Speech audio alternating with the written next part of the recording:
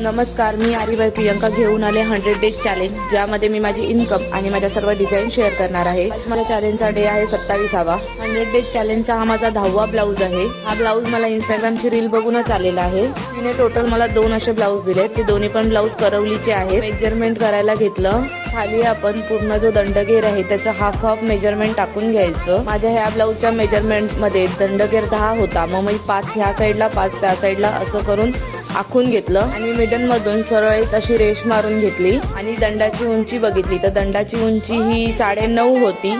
मग त्या पद्धतीने त्याला 9.5चं मेजरमेंट करून घेतलं आणि आर्महोलची साईज ही माझ्या पद्धतीने मी आखून घेतली। मला आर्महोलचं मेजरमेंट भेटलं नव्हतं, त्यानंतर मी त्याचा कर्व करून घेतला आणि दुसरी बाजू उमटवण्यासाठी मी जरा डार्क करून घेतलं आणि मग मध्ये फोल्ड करून त्याला टॅप करून ती बाजू उमटवून घेतली। आज आपल्या एका बाई वर्कचं वर्क कम्प्लीट झालं होतं। बघून नक्की सांगा की कसा झालाय। आजच्यासाठी बाय, गुड नाईट।